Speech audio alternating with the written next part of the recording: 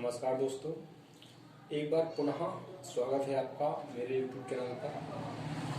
तो सबसे पहले आप एक काम कर लीजिए, वीडियो को लाइक, शेयर और सब्सक्राइब कर लीजिए, ठीक है। और सब्सक्राइब जो आपका रेड बटन है उसको सब्सक्राइब कर लीजिएगा। सब्सक्राइब करने के बाद जो बेल आइकन होगा उसको भी दबा लीजिए, ताकि मैं जो भी नई वीडियो अपलोड करूँगा वो सबसे पहले आपके पास पहुँच जाएगी, ठीक है दोस्तों। तो आइए हम देखते हैं दोस्तों। आज हम चर्चा करेंगे भारत की समुद्री सीमा के बारे में। जो भारत की जो समुद्री सीमा है उसके बारे में हम विस्तृत अध्ययन करेंगे। देखते हैं कि प्रत्येक देश की कोई ना कोई समुद्री सीमा होती है। तो आप देखेंगे कि जो विभिन्न जो 7 महाद्वीप हैं, इनमें से अधिकांशतः देशों की जो सीमाएं हैं वो समुद्र से लगती हैं। और जो समुद्र से सीमाएं लगती हैं तो उसमें एक निर्धारण किया गया है कि कौन देश, मतलब देश अपनी समुद्र की कितनी सीमा पर अपना काम कर सकता है या उसका मतलब दोहन कर सकता है, उसका यूज कर सकता है। तो उसमें एक सीमा का निर्धारण किया गया है। देखेंगे 1982 सन 1982 में एक समझौता हुआ जिसको कहा गया अनक्लॉस समझौता हुआ 1982 में। अनक्लॉस का अगर हम फुल फॉर्म देखें तो इसका मतलब है United Nation Convention on the Law of Sea. United Nation Convention on the Law of Sea. अर्थात इस अनक्लॉस समझौता 1982 के तहत प्रत्येक देश की समुद्री सीमा को निर्धारित किया गया है। तो इसी समझौते के तहत जो भारत की जो समुद्री सीमा है उसको हम देखेंगे। किसी भी देश की समुद्री सीमा उस देश की तट रेखा से मापी जाती है। अर्थात किसी भी देश की जो समुद्री सीमा है हम उस देश की तट रेखा से नापते हैं। अब आप कहेंगे कि तट रेखा क्या है, तो देखिए तट रेखा जो होती है वो किसी भी देश की, अब आप देखेंगे जो भारत का जो क्षेत्र है वो कुछ इस प्रकार से है। आप देखेंगे कि जो ये वाला क्षेत्र है वो कुछ अंदर है, ये वाला बाहर है, फिर ये अंदर है, फिर ये बाहर, इस प्रकार से। तो ये काल्पनिक रेखा खींची जाती है इस प्रकार से, सभी तटों को मिलाते हुए एक काल्पनिक रेखा खींची जाती है जिसे हम तट रेखा कहते हैं। अर्थात इन सभी तटों को मिलाते हुए एक रेखा खींची जाती है जिन्हें हम तट रेखा कहते हैं। और इसी तट रेखा से किसी भी देश की समुद्री सीमा को मापा जाता है। तो जो भारत की जो समुद्री सीमा है उसको 3 भागों में बांटा गया है। सबसे पहले हम देखेंगे कि भारत की जो समुद्री सीमा है वो तट रेखा से, अर्थात तट रेखा से 12 नॉटिकल मील। अब आप देखेंगे जो समुद्री दूरी होती है उसे किस में नापते हैं, नॉटिकल मील में। 1 नॉटिकल मील बराबर कितना होता है, 1.8 मील। ठीक है दोस्तों, 1 नॉटिकल मील बराबर 1.8 मील। तो भारत की जो सीमा है समुद्री सीमा, इसको 3 भागों में बांटा गया है। पहली सीमा कौन सी है, प्रादेशिक समुद्री सीमा। जो भारत की पहली सीमा है वो है प्रादेशिक समुद्री सीमा। दूसरी सीमा है आपकी अवच्छिन्न मंडल या संलग्न क्षेत्र। जो तीसरी सीमा है वो कौन सी है, अनन्य आर्थिक क्षेत्र। देखेंगे जो तट से 12 नॉटिकल मील, जो आपका समुद्र तट है, तट रेखा से 12 नॉटिकल मील की दूरी होती है उसको प्रादेशिक समुद्री सीमा कहा जाता है। इस प्रादेशिक समुद्री सीमा पर भारत का संपूर्ण अधिकार होता है। अर्थात पूरा का पूरा भारत का अधिकार है इस पर। ठीक है, तट से 12 नॉटिकल मील की दूरी पर, अर्थात तट से 12 नॉटिकल मील दूरी पर समुद्र में भारत का पूरा पूरा अधिकार है, पूरी तरह से भारत का अधिकार होता है। अब आगे देखेंगे कि तट रेखा से 24 नॉटिकल मील की दूरी को, या तट रेखा से 24 नॉटिकल मील की जो सीमा है इसको क्या कहा जाता है, इसे कहते हैं अवच्छिन्न मंडल या संलग्न क्षेत्र। अर्थात तट रेखा से 24 नॉटिकल मील की दूरी को अवच्छिन्न मंडल या संलग्न क्षेत्र कहते हैं। अवच्छिन्न मंडल या संलग्न क्षेत्र। इस क्षेत्र पर भारत को 3 अधिकार दिए गए हैं। कौन कौन से अधिकार दिए गए हैं? जो अवच्छिन्न मंडल है इस पर भारत को 3 अधिकार दिए गए हैं। पहला अधिकार कौन सा है? पहला जो अधिकार है भारत का वो साफ सफाई का अधिकार।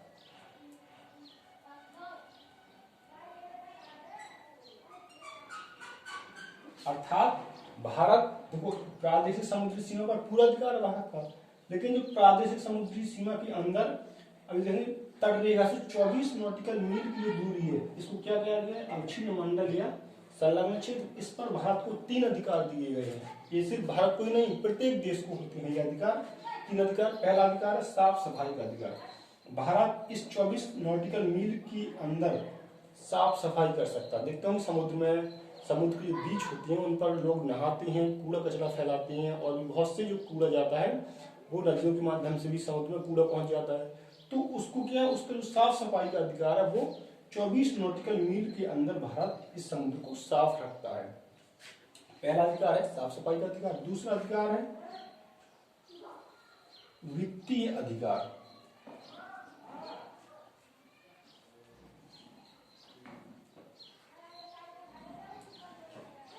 ठीक है दोस्तों, दूसरा अधिकार वित्तीय अधिकार। यह इसमें अपने वित्त के साधन इसमें तैयार कर सकता है वो। ठीक है, इसको वित्तीय अधिकार दिए गए हैं। जो तीसरा अधिकार है वो है टैक्स वसूली का। टैक्स या इसको कहते हैं हम सीमा शुल्क।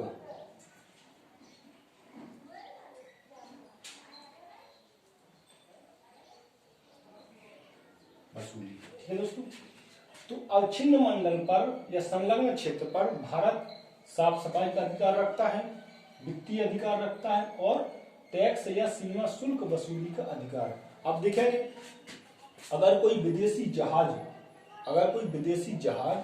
भारत की अवच्छिन्न मंडल अर्थात यहां पर वो प्रवेश करता है, अगर कोई जहाज भारत की अवच्छिन्न मंडल में प्रवेश करता है तो उस जहाज को भारत को सीमा शुल्क देना होगा। अर्थात कोई जहाज अगर भारत की अवच्छिन्न मंडल या संलग्न क्षेत्र में प्रवेश करता है तो भारत उससे सीमा शुल्क वसूल सकता है। तो ये अवच्छिन्न मंडल पर भारत को 3 प्रकार के अधिकार दिए गए हैं। जो अगला है वो है अनन्य आर्थिक क्षेत्र। जो तीसरी सीमा होती है भारत की उसे कहते हैं अनन्य आर्थिक क्षेत्र। अनन्य आर्थिक क्षेत्र जो होता है वो तट रेखा से 200 नॉटिकल मील में फैला होता है। ठीक है, जो अनन्य आर्थिक क्षेत्र होता है वो तट रेखा से 200 नॉटिकल मील की जो दूरी होती है उसे हम क्या कहते हैं? अनन्य आर्थिक क्षेत्र। यह सभी देशों के लिए बराबर है। जिस प्रकार से भारत को दिए गए हैं इसी प्रकार से हर देश को दिए गए हैं। किसके तहत? अनक्लॉज 1982 के तहत। ठीक है दोस्तों, अब जो अनन्य आर्थिक क्षेत्र है इस पर भी भारत को 3 अधिकार दिए गए हैं। कौन कौन से? नंबर 1, पहला अधिकार क्या है? पहला अधिकार है समुद्री वस्तुओं का अर्थात समुद्री संसाधनों का दोहन।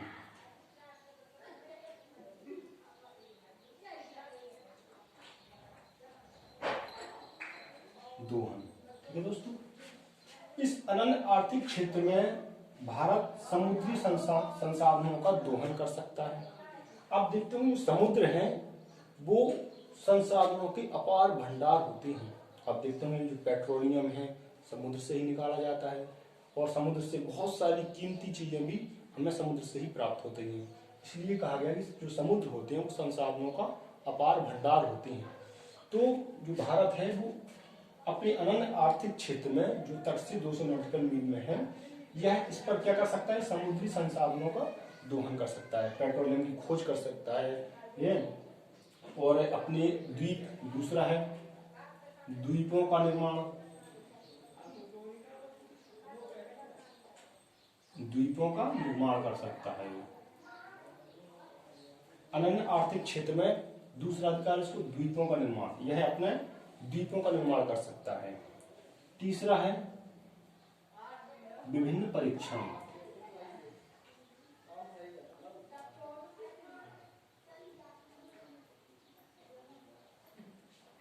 ठीक, विभिन्न परीक्षण हैं वो कहाँ किए जाते हैं? अनन्य आर्थिक क्षेत्र में, जो कि तट से 200 नॉटिकल मील में फैला होता है। समुद्री संसाधनों का दोहन कहाँ कर सकते हैं वो? मतलब 200 नॉटिकल मील में वो कहीं भी कर सकता है। आप देखता हूँ हमारा बॉम्बे हाई है, बॉम्बे हाई इस प्रकार से, जो हमारा बॉम्बे हाई है जहाँ से तेल का निष्कासन किया जाता है, जो जहाँ से पेट्रोलियम का निष्कासन किया जाता है, वो कहाँ पर है? अनन्य आर्थिक क्षेत्र में, इस वाली सीमा में भारत की। ठीक, यहाँ इससे क्या होता है? पेट्रोलियम का दोहन किया जाता है वो, क्योंकि एक पेट्रोलियम का भंडार यहाँ पर भी प्राप्त किया गया है खंबात की खाड़ी में, इसका नाम है ओलिया बेट। ओलिया बेट एक द्वीप है छोटा सा, यहाँ पर खंबात की खाड़ी में इसका जो है, इस पर पेट्रोलियम के भंडार पाए गए हैं, लेकिन अभी इससे निष्कासन नहीं किया जा रहा है। तो अनन्य आर्थिक क्षेत्र में समुद्री संसाधनों का हम दोहन कर सकते हैं। दूसरा, द्वीपों का निर्माण कर सकते हैं। इस क्षेत्र में हम नए नए द्वीपों का निर्माण कर सकते हैं। ठीक है। तीसरा का विभिन्न परीक्षण, जो हम परमाणु परीक्षण या मिसाइल परीक्षण करते हैं, वो कहाँ किए जाते हैं? अनन्य आर्थिक क्षेत्र में, इस 200 नॉटिकल मील की दूरी में ही किए जाते हैं, ना कि बाहर। ठीक है दोस्तों, तो जो हमने बताया कि भारत की जो समुद्री सीमा है उनको 3 भागों में बांटा गया है। पहली सीमा जो तट रेखा होती है, तो किसी भी देश की तटों को मिलाने वाली रेखा को क्या कहते हैं? तट रेखा। और इस तट रेखा से 12 नॉटिकल मील तक की दूरी को क्या कहते हैं? प्रादेशिक समुद्री सीमा। इस पर देश का संपूर्ण अधिकार होता है। इसके बाद तट रेखा से 24 नॉटिकल मील की दूरी को हम क्या कहते हैं? अवच्छिन्न मंडल या संलग्न क्षेत्र। इस पर किसी भी देश को 3 अधिकार दिए जाते हैं। पहला, साफ सफाई का अधिकार, वह अपने इस क्षेत्र को साफ सफाई कर सकता है। दूसरा, वित्तीय अधिकार, इस पर वो अपना कमाई का साधन जुटा सकता है। तीसरा, टैक्स या सीमा शुल्क वसूली। इस अवच्छिन्न मंडल में या संलग्न क्षेत्र में वह किसी दूसरे देश से आने वाले जहाजों से सीमा शुल्क वसूल सकता है। और जो तीसरी सीमा है वो है अनन्य आर्थिक क्षेत्र, जो तट रेखा से 200 नॉटिकल मील में फैली होती है। इस पर भी किसी भी देश को 3 अधिकार दिए जाते हैं। समुद्री संसाधनों का दोहन कर सकता है वो, नए नए द्वीपों का निर्माण कर सकता है, और विभिन्न प्रकार के परीक्षण कर सकता है, जैसे कि परमाणु परीक्षण है, मिसाइल परीक्षण, वो सब कहाँ किए जाते हैं? अनन्य आर्थिक क्षेत्र में। लेकिन इसके बाद देखेंगे 200 नॉटिकल मील के बाद का जो समुद्र होता है वो क्या होता है? उसे हम खुला सागर कहते हैं। 200 नॉटिकल मील के बाद का जो समुद्र है, देखो यहाँ भी समुद्र होगा, तो इस समुद्र को क्या कहते हैं? खुला सागर। इस पर समस्त देशों का बराबर अधिकार होता है। एक पॉइंट और है, देखेंगे कि जो भारत जो सीमा शुल्क वसूलता है वो सिर्फ अपने संलग्न क्षेत्र में ही वसूल सकता है। ठीक, जो भारत किसी दूसरे देश के जहाजों से जो सीमा शुल्क वसूलता है वो यहाँ पर प्रादेशिक सीमा या संलग्न क्षेत्र, सिर्फ इस 24 नॉटिकल मील के दायरे में ही वह किसी जहाज से सीमा शुल्क वसूल सकता है, ना कि अनन्य आर्थिक क्षेत्र में। अगर इस क्षेत्र में कोई जहाज है, अगर इस क्षेत्र में कोई विदेशी जहाज है अनन्य आर्थिक क्षेत्र में, तो देश उससे सीमा शुल्क नहीं वसूल सकता। ठीक है, वह सीमा शुल्क तभी वसूलेगा जब यह जहाज इसके संलग्न क्षेत्र में प्रवेश करेगा। ठीक है दोस्तों, और 200 नॉटिकल मील के बाद का जो समुद्र है, जिसे हम खुला सागर कहते हैं, इस पर समस्त देशों का बराबर अधिकार होता है। ठीक है दोस्तों, खुला सागर पर सभी देशों का बराबर अधिकार होता है। तो किसी भी देश की जो सीमाएं हैं उसको 3 सीमाओं में बांटा जाता है। एक होती है प्रादेशिक समुद्री सीमा, दूसरी होती है अवच्छिन्न मंडल या संलग्न क्षेत्र, तीसरी होती है अनन्य आर्थिक क्षेत्र। ठीक है दोस्तों, और उनको 3-3 अधिकार दिए जाते हैं। चलिए मिलते हैं अब अगले नए वीडियो में, तब तक के लिए धन्यवाद। वीडियो को लाइक, शेयर और सब्सक्राइब कर लीजिएगा। Thank you.